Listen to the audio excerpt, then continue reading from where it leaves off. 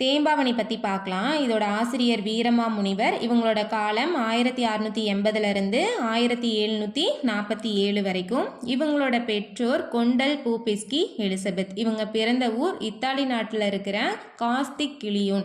இவங்களோட இயற்பெயர் என்னன்னு பார்த்தோம்னா கான்ஸ்டாண்டின் ஜோசப் பெஸ்கி. இதில் கான்ஸ்டான் அப்படிங்கிற இத்தாலி மொழி சொல்லுக்கு என்ன பொருள்னா அஞ்சாமை அப்படின்னு பொருள்.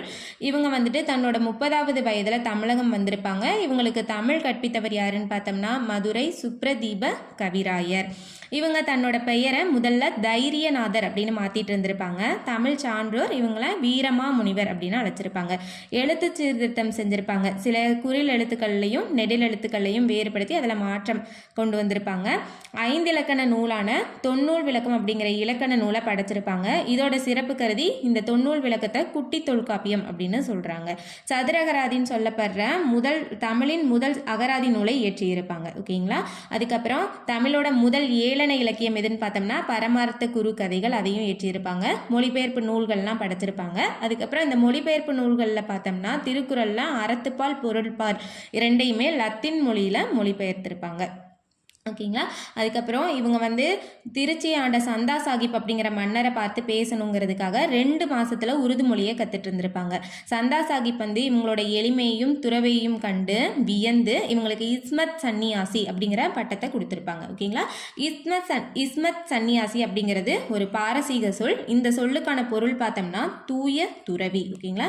தேம்பாவணியை 2ஆக பிரிக்கலாம். 2 விதமாக பிரிக்கிறாங்க.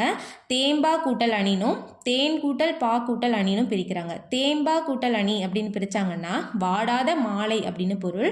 தேன் கூட்டல் பா கூட்டல் அணின்னு பிரிச்சாங்கன்னா தேன் போன்ற இனிய பாடல்களின் தொகுப்பு அப்படின்னு இந்த நூலுக்கு பொருள் எடுத்துக்கொள்ளப்படுது. ஓகேங்களா. இந்த பாட்டோட தலைவன் யாருன்னு பார்த்தோம்னா வளன் அப்படின்னு சொல்றவங்க தான் பாட்டோட தலைவன். இவங்க யாருன்னு பார்த்தோம்னா கிறிஸ்துவின் வளர்ப்பு தந்தை. ஓகேங்களா. இவங்களுக்கு 3 பேர் பாருங்க. சூசையப்பர் என்னும் யோசேப்பு, அதாவது வளன். அப்ப சூசையப்பர் யோசேப்பு வளன் இது 3மே ஒண்ணுதான். ஓகேங்களா. சூசையப்பர் என்னும் யோசேப்பு அதாவது வளனை பாட்டுடை தலைவனாக கொண்டு பாடப்பட்ட நூல். இந்த நூல்ல 3 காண்டங்களும் 36 படலங்களும் 3615 பாடல்களும் இருக்கு. ஓகேங்களா. 3 காண்டம் 36 படலங்கள் 3615 பாடல்களையும் கொண்டு இருக்கு. ஓகேங்களா. இந்த நூல் கிறிஸ்துவர்களின் கலை களஞ்சியம்னு சொல்லப்படுது. ஓகேங்களா. இந்த கண்டென்ட் உங்களுக்கு யூஸ்ஃபுல்லாக இருந்திருக்கும்னு நினைக்கிறேன். இது மாதிரி நிறைய பார்க்க என்னோட இந்த சேனலை சப்ஸ்கிரைப் பண்ணிக்கோங்க. தேங்க்யூ.